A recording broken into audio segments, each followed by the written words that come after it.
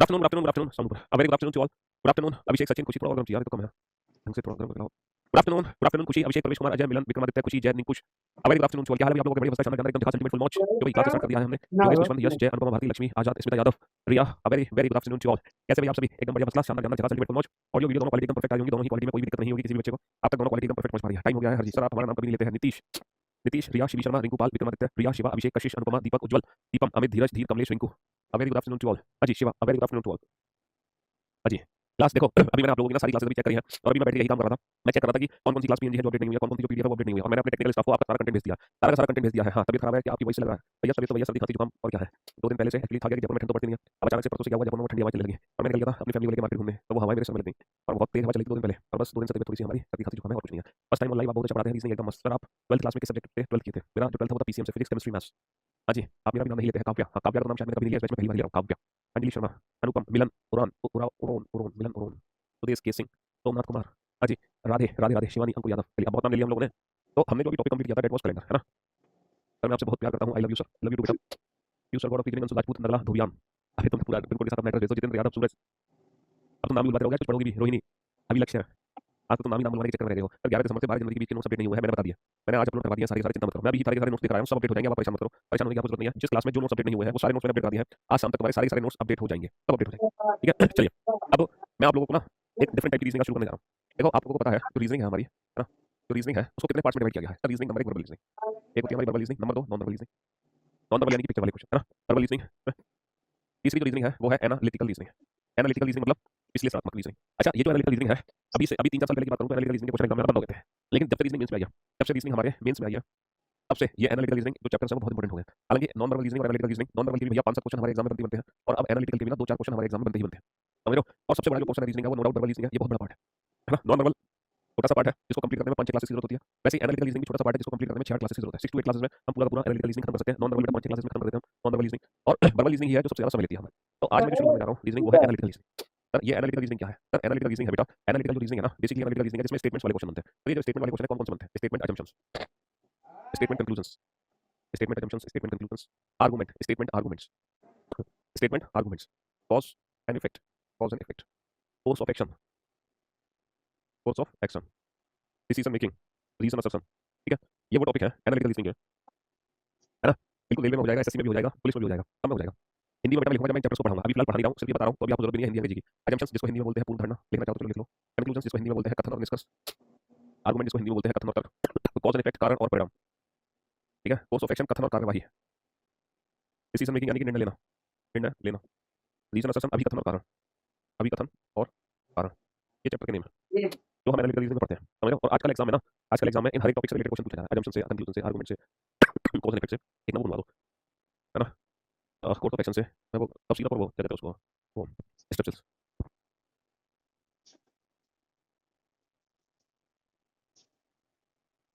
हाँ जी, ये 7 टॉपिक है बेटा, ये 7 टॉपिक है। सुमित कुमार, आपने मेरा कमेंट पढ़ा, लॉटरी वाली फीलिंग्स आ रही है सर। हाँ तुम्हारी बात लॉटरी लग गई, आपकी वजह से रीजनिंग का कोई विद्या ही नहीं लगती। सर यूपीएससी की तैयारी करवाते हैं, नहीं बताइए सर जी प्लीज प्लीज। हाँ यूपीएससी का भी सीसेट क्लियर हो जाएगा बेटा, क्यों? काल्पनिक कैलेंडर बिल्कुल भी इंपॉर्टेंट नहीं है तुम्हारे लिए, काल्पनिक कैलेंडर बिल्कुल भी इंपॉर्टेंट नहीं है। सीसेट के लिए इंपॉर्टेंट है calendar, clock, cube and cuboid, dice और नंबर सिस्टम और अल्फाबेट वाले क्वेश्चन, और ब्लड रिलेशन, डायरेक्शन, ब्लॉक्स, ये सब इंपॉर्टेंट है ना। लॉगिन में प्रॉब्लम आ रही है, लैपटॉप में लॉगिन नहीं हो रहा, हो जाएगा।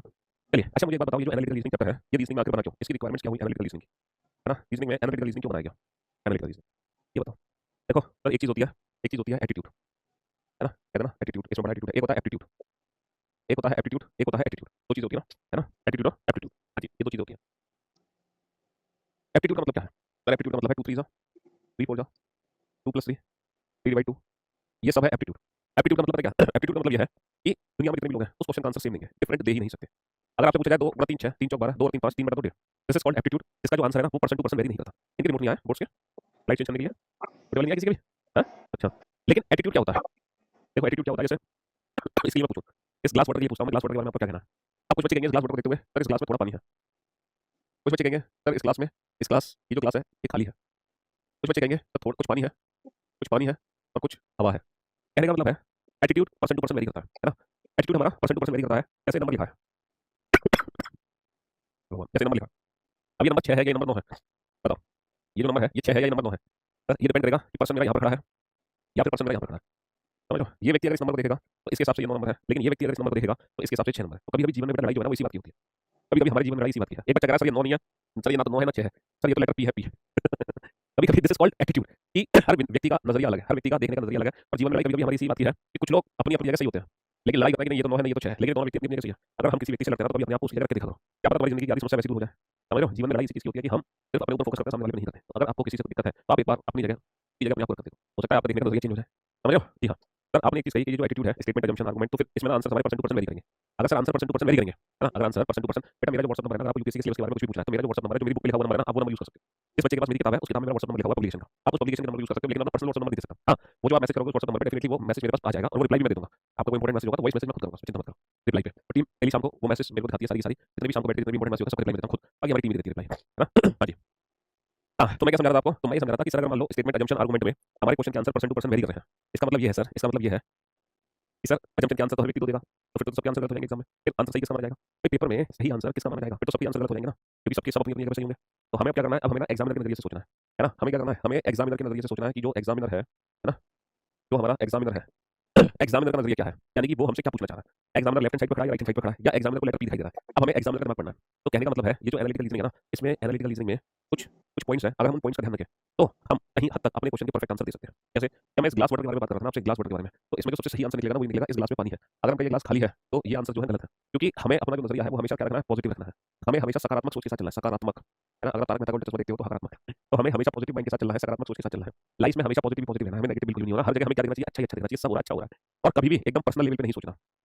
हमें हमेशा सोसाइटी सोसाइटी के पॉइंट ऑफ व्यू से सोचना है, पर्सनल लेवल पे हमें नहीं जाना है, हमें एज ए सोसाइटी को लेकर चलना है। इसको लेकर चलना है, सोसाइटी को लेकर चलना है। हाँ जी, हमें एज ए सोसाइटी को लेकर चलना है, पर्सनल लेवल पे नहीं सोचना है। कुछ बातें हैं जो हमें ध्यान रखनी है हर इंडिविजुअल चैप्टर में। तो सबसे पहले जो मैं टॉपिक शुरू करने जा रहा हूँ आज आपका, वो बड़ा ही इंटरेस्टिंग टॉपिक है और उस टॉपिक का नाम है बेटा कॉज एंड इफेक्ट। सबसे पहले ये टॉपिक शुरू कर रहा हूँ ताकि आपके अंदर ना थोड़ा सा कॉन्फिडेंस आ जाए कि हाँ एनालिटिकल रीजनिंग में आप एकदम परफेक्ट आंसर दे सकते हो। एनालिटिकल रीजनिंग में बेटा 99.99% क्वेश्चन के आंसर आप एकदम परफेक्ट हो गए, कभी गलत नहीं हो सकती, ये मेरी गारंटी है। मेरे पढ़ाने का तरीका ऐसा है कि एनालिटिकल रीजनिंग में भी एक भी क्वेश्चन आपका गलत नहीं होने दूंगा। जी हाँ, आप एकदम परफेक्ट आंसर देके जाओगे, है ना? और फुल मौज के साथ, फुल मौज के साथ एकदम परफेक्ट आंसर आएंगे आपके बेहतरीन तरीके से, और आपने सोचा भी नहीं होगा सर, है ना? एनालिटिकल रीजनिंग में आपके परफेक्ट आंसर आ सकते हैं। कॉज एंड इफेक्ट, इसको हिंदी में बोलते हैं कारण और परिणाम। इसको हिंदी में क्या कहते हैं? इसको हिंदी में कहते हैं कारण और परिणाम। बेसिकली चैप्टर में क्या होता है, कॉज एंड इफेक्ट चैप्टर में, कॉज एंड इफेक्ट चैप्टर में होता यह है कि हमारे पास दो कथन होते हैं। एग्जाम में दो स्टेटमेंट होते हैं, स्टेटमेंट ए यानी कि कथन ए, और स्टेटमेंट बी यानी कि कथन बी। ठीक है? दो स्टेटमेंट होंगे, ये एक स्टेटमेंट होगा, एक स्टेटमेंट बी होगा। अब हमें पहचानना है कि इन दोनों कथनों में से कौन सा कथन हमारा कारण है और कौन सा कथन हमारा परिणाम है। यहाँ पे 5 तरीके के विकल्प बनते हैं, कितने तरीके के ऑप्शन बनते हैं? यहाँ पर 5 तरीके के विकल्प बनते हैं, है ना? 5 तरीके के विकल्प बनते हैं, वो कौन-कौन से विकल्प हैं ध्यान से सुनना। यहाँ पे 5 तरीके के ऑप्शन बनते हैं। पहला ऑप्शन ये बनता है, पहला ऑप्शन ये बनता है ए कारण है और बी उसका परिणाम है। दूसरा ऑप्शन बनता है बी कारण है और ए उसका परिणाम है। तीसरा ऑप्शन बनता है जब ए और बी दोनों ही कथन कारण है। एक चौथा ऑप्शन बनता है जब ए और बी दोनों ही परिणाम है, और इन दोनों परिणाम के पीछे जो कारण है वो अलग-अलग है। इन दोनों परिणाम के पीछे जो कारण है वो अलग-अलग है। और एक ऑप्शन मेरा बनता है जब ए और बी दोनों ही परिणाम है, जब ए और बी दोनों परिणाम है और इन दोनों परिणाम के पीछे जो कारण है वो एक ही है। इन दोनों परिणाम के पीछे जो कारण है वो एक ही है। ये 5 प्रकार के विकल्प हैं, है ना? 1 2 3 4 5। आप इन पांचों विकल्प को पहले एक बार ध्यान से देख लो। आप इन पांचों विकल्प को ध्यान से देख लो। इन पांचों विकल्प को ध्यान से देख लो। देखो इन पांचों विकल्प को ध्यान से देख लो या नहीं? हैं?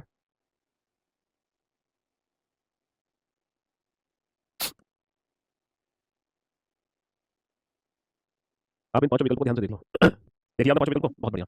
अब मैं आपसे एक चीज कहने वाला हूँ, है ना? सर एकदम मौज हो जाता है पढ़ के, मैं वीडियो से पढ़ा हूँ, कमेंट पढ़िए सर। हाँ जी, बिहार की तरक्की औरंगाबाद से गुरुदेव को प्रणाम। अब आप लोग बोर्ड पे ध्यान देना और ध्यान से सुनने और समझने की कोशिश करना। कैलेंडर का पूरा डेटा अपलोड हो जाएगा, परेशान मत हो, पुराना डेटा भी अपलोड हो जाएगा जो नहीं हुआ है। अब आप लोग मेरी बात ध्यान से सुनना और समझने की कोशिश करना, ठीक है? हाँ जी, तो मैंने आपको बताया है, मैंने आपको क्या बताया? मैंने आपको ये 5 विकल्प बताया है ना? तो मैं आपको एक चीज बताने वाला हूँ, ये जो थर्ड ऑप्शन है ना, थर्ड ऑप्शन, इस ऑप्शन का इस पूरे चैप्टर में कहीं भी उपयोग मत करना। थर्ड ऑप्शन इस पूरे चैप्टर में यूज हो ही नहीं सकता। अब आप कहोगे सर थर्ड ऑप्शन इस पूरे चैप्टर में यूज क्यों नहीं हो सकता? इसके पीछे एक बहुत ही सिंपल सा रीजन ये है कि कोई भी अकेला कथन कारण नहीं बनता। कोई भी अकेला कथन कारण नहीं होता है। Single statement can never be a cause. Single statement can never be a cause. अब आप कहोगे सर क्या बात कर रहे हो फालतू की, ये भी तो सिंगल स्टेटमेंट है, ये भी तो कारण है, सर ये भी तो सिंगल स्टेटमेंट है, ये भी तो कारण है। अकेला कथन कभी कारण नहीं बनता, बिल्कुल सही लिखा है। अकेला कथन कारण तभी बनता है जब उसका परिणाम उसके साथ दिया हो। अकेला कथन कारण तभी बनता है जब उसका परिणाम उसके साथ दिया हो। अगर किसी भी कथन का परिणाम उसके साथ नहीं दिया तो वो कथन अपने आप में कारण नहीं, वो कथन अपने आप में ही परिणाम कहलाता है। Single statement can never be a cause, है ना? Single statement can never be a cause. Single statement can never be a cause, ये नोट लिख लो। Single statement can never be a cause, ये नोट लिख लो। Single statement can never be a cause, अकेला कथन कभी कारण नहीं बनता है। सर प्रूफ करके दिखाओ, ऐसे थोड़ी आपकी बात मान लेंगे बिना प्रूफ की। चलो प्रूफ करते हैं, प्रूफ करते हैं।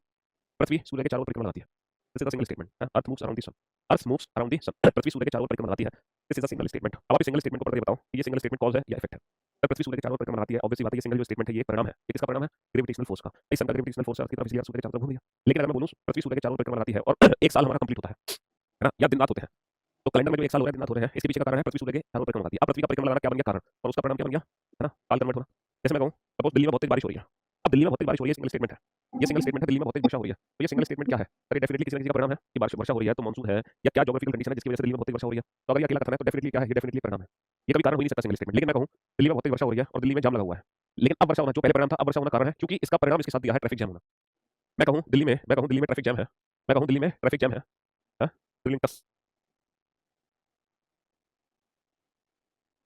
बोली ना स्ट्रक्चरल। हाँ जी, मैं कहूँ दिल्ली में ट्रैफिक जाम है, दिल्ली में लोग है ना ऑफिस देरी से पहुंचे। दिल्ली में लोग ऑफिस देरी से पहुंचे। अब ट्रैफिक जाम होना क्या है? ट्रैफिक जाम होना फिर से कारण बन गया और उसका परिणाम है लोगों का ऑफिस देरी से पहुंचे।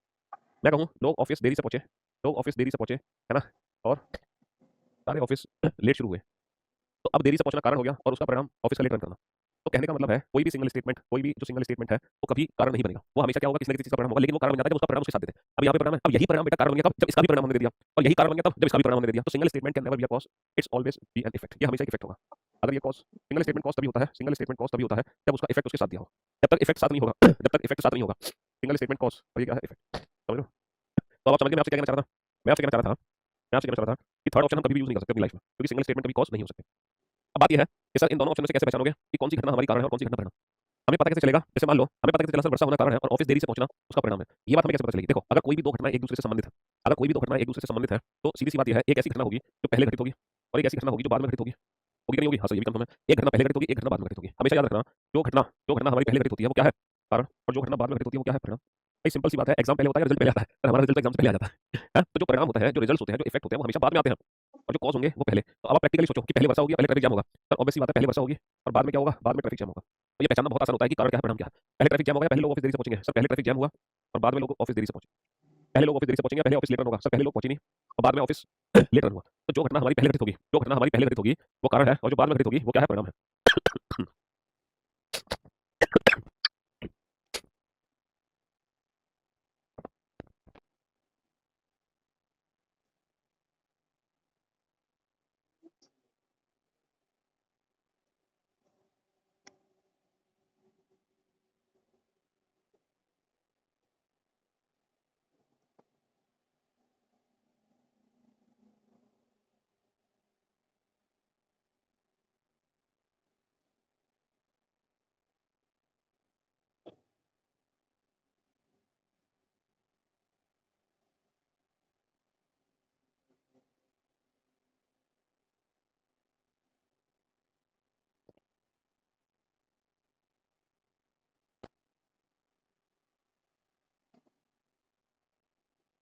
आधे घंटे से पीडीएफ में फंसा रहा है,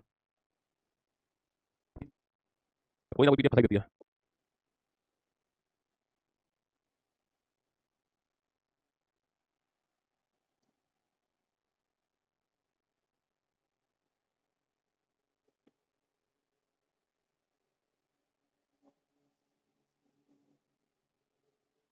हाँ जी, तो हम चलेगी थी कोई बात नहीं। जो घटना पहले घटित होगी वो कारण, जो बाद में घटित होगी वो परिणाम। पहले कारण बाद में परिणाम, पहले कारण बाद में परिणाम, पहले कारण बाद में परिणाम। तो पहले दो ऑप्शन में कैसे पता चलेगा? पहले कारण बाद में परिणाम। जो घटना पहले घटित होगी कारण बाद में परिणाम, पहले कारण बाद में परिणाम।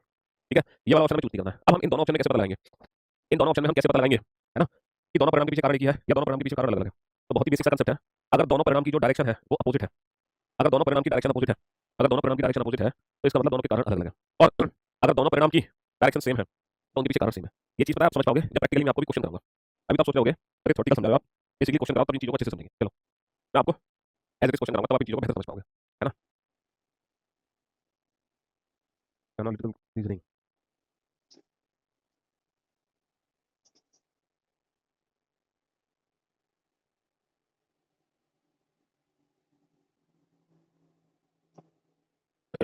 चलो क्वेश्चन करो तब आप इन चीजों को अच्छे से समझ पाओगे।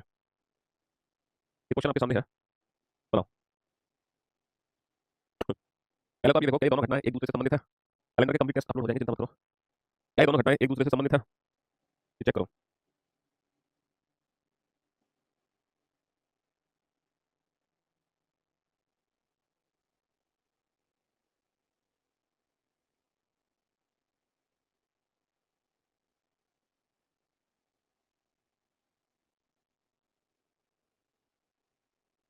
अगर ये दोनों घटनाएं एक दूसरे से रिलेटेड है तो आप ये पता लगाओ कौन सी घटना पहले घटित हो रही है। अगर ये दोनों घटनाएं एक दूसरे से रिलेटेड है तो आप ये पता लगाओ पहले कौन सी घटना घटित हो रही है।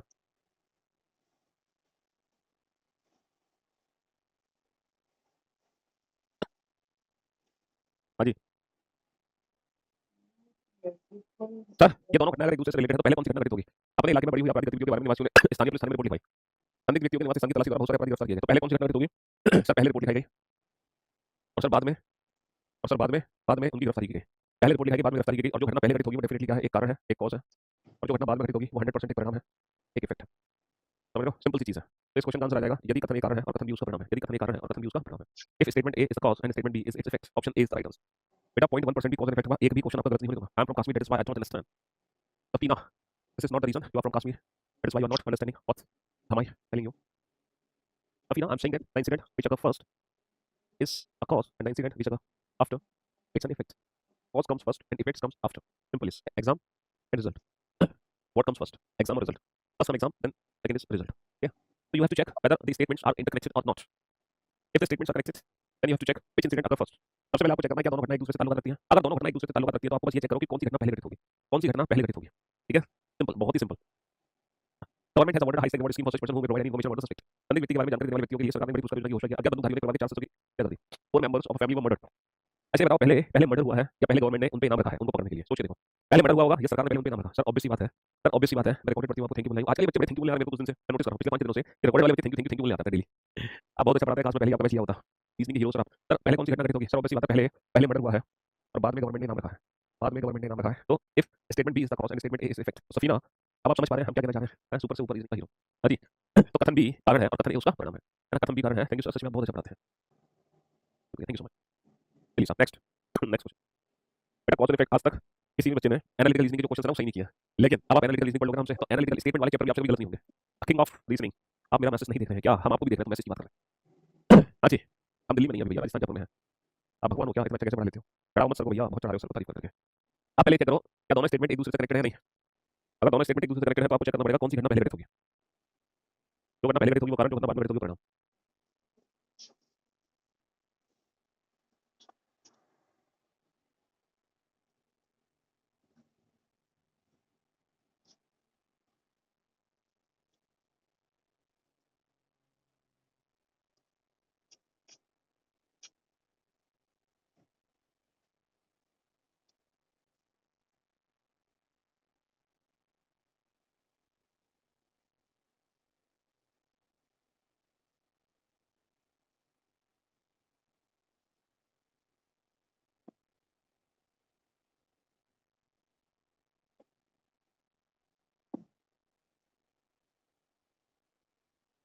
यस, तो मेरे दोस्तों मेरे भाइयों मेरे जिगरे के लोग, यहाँ पर दो स्टेटमेंट है।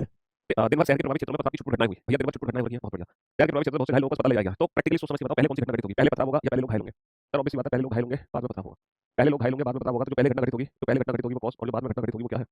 जो बाद में घटना घटित होगी वो परिणाम। पहले कारण और बाद में आएगा परिणाम, बाद में आएगा इफेक्ट। समझ रहे हो? तो इस क्वेश्चन का आंसर आ गया, if statement A is the cause and statement B is its effect. अभी तक आपने 3 क्वेश्चन के आंसर दिए और अपनी जिंदगी में सोचा था कि एनालिटिकल रीजनिंग के भी आप आंसर परफेक्शन के साथ दे सकते हैं। आपको यकीन था खुद पर कि एनालिटिकल रीजनिंग जैसा सब्जेक्ट स्टेटमेंट वाले ऐसे क्वेश्चन हम एक ही बार में सही आंसर दे देंगे, नहीं था ना यकीन? बट अब आप चिंता मत करो, आप हर तरीके से ऐसे ही आंसर दोगे। मैं रिकॉर्डेड पढ़ती थी, आज मेरी पहली लाइव क्लास है सर, आपसे पढ़कर रीजनिंग लगने लगी। Thank you so. ये रिकॉर्डेड वाले बच्चे बजा रहे हैं लाइव पे, थैंक यू बोलने भैया, सबको ढेर सारा प्यार। तुम्हारा थैंक यू असली तब है जब आप सिलेक्शन ले लो, है ना?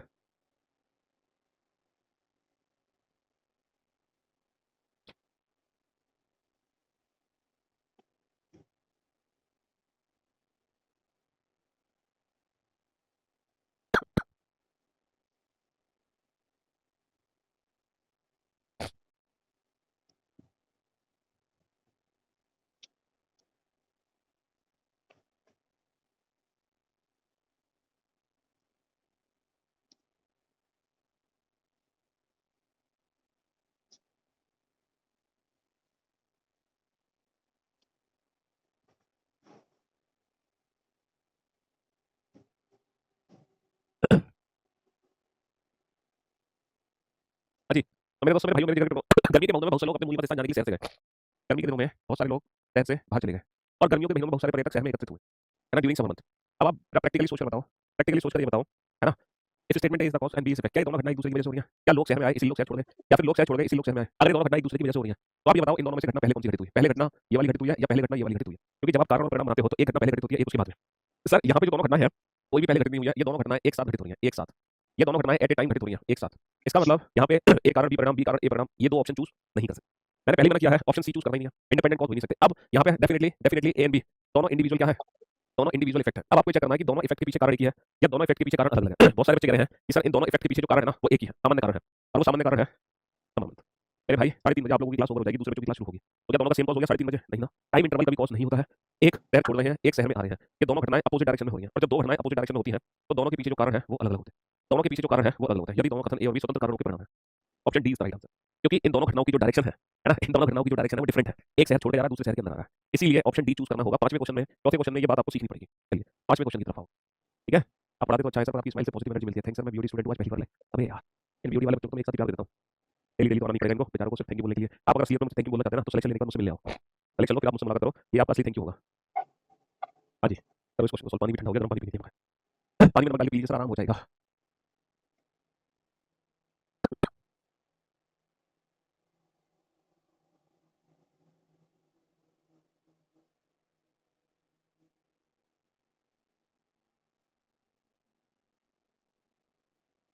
हाँ जी, पक्का सर, ड्रीम है आपसे मिलने। आज के बाद आप मुझसे सामने देखना वर्दी के साथ। अरे वाह, आप जब वर्दी के साथ होंगे तो डेफिनेटली हमारे भी रोंगटे खड़े हो जाएंगे आपको देखकर। तो वर्दी में आते हैं ना बच्चे हमसे मिलने, एक अलग टाइप की फीलिंग आती है हमारे अंदर उन बच्चों को देखकर। हालांकि बहुत सारे बच्चे आते हैं सिलेक्शन लेके हमारे पास हजारों, लेकिन उनमें से जो बच्चे वर्दी पहन के आते हैं ना, एक अल्टीमेट लेवल का मजा आता है उन बच्चों को देखकर। मतलब रोंगटे से खड़े हो जाते हैं उन बच्चों को देखकर। लेकिन वर्दी में आते हैं तो वास्तव में वर्दी की अलग ही बात होती है। हाँ, ऐसे बच्चे सिलेक्शन लेकर आते हैं है ना, आते हैं पैर छूते हैं, गले मिलते हैं हमसे, अच्छा फीलिंग होती है, ऐसी कोई बात नहीं है। उनके साथ बैठते हैं, चाय नाश्ता करते हैं, खाना भी खाते हैं। लेकिन स्पेशली आपने देखा होगा उन बच्चों को ज्यादा टाइम देते हैं वर्दी में आते हैं मिलने, क्योंकि वहां पर हमारी फीलिंग्स उनके लिए ना चार गुना बढ़ जाती है। बस ऐसा लगता है कि मजा ही आ गया। प्रमुख तो आ गया, लेकिन सभी स्कूलों की छुट्टी होगी, प्रमुख तो आ गया, लेकिन सभी कॉलेजों की छुट्टी होगी। क्या ये दोनों घटनाएं एक दूसरे की वजह से हो रही है? नहीं सर, ये दोनों घटनाएं एक दूसरे की वजह से नहीं हो रही है। अगर ये दोनों घटनाएं एक दूसरे की वजह से होती तो हमें ये पहले पता होता कि पहले कौन सी घटना घटित हो रही है। लेकिन इन दोनों में से कौन सी घटना पहले घटित हो रही है नहीं पता, ये दोनों घटनाएं घटित हो रही है एक साथ। और अगर ये दोनों घटनाएं एक साथ घटित हो रही है तो डेफिनेटली इनमें से कोई कारण कोई परिणाम नहीं है। तो पहला ऑप्शन हटा दो, पहला ऑप्शन हटा दो, दूसरा ऑप्शन हटा दो। अच्छा, तीसरा ऑप्शन तो हमें चूज करना ही नहीं है ना। अब कहने का मतलब ये है, अब ये दोनों ही है ना, अब ये दोनों ही क्या है ना। हाँ जी, अब ये दोनों ही सिंगल स्टेटमेंट इफेक्ट है। अब हमें चेक करना है इन दोनों इफेक्ट के पीछे जो कॉज है वो डिफरेंट कॉज है या कॉमन कॉज है। इन दोनों इफेक्ट के पीछे कॉज क्या है ये चेक करना है सर। इन दोनों इफेक्ट के पीछे जो कॉज है वो सेम कॉज होगा या डिफरेंट कॉज होगा, ये हमें पता कैसे चलेगा? पता कैसे चलेगा सर? सिंपल सी बात है, स्कूल भी बंद, कॉलेज भी बंद, इन दोनों की डायरेक्शन सेम है, और जब डायरेक्शन सेम है तो इन दोनों का जो कॉज होगा वो भी सेम होगा। तो अब आपको पता चल गया होगा कि कब हमें पहला ऑप्शन चूज करना है, कब दूसरा, कब चौथा, कब पांचवा। ये वाला ऑप्शन हमें कभी भी चूज नहीं करना है। तो कुल मिलाकर इस चैप्टर में बस चार ही विकल्प बचते हैं हमारे लिए। There are only four option, केवल चार ही विकल्प हमारे लिए बचते हैं। हाँ जी, बनाओ इसको, सॉल्व करो फटाफट से। हाँ जी, जल्दी से सॉल्व करो।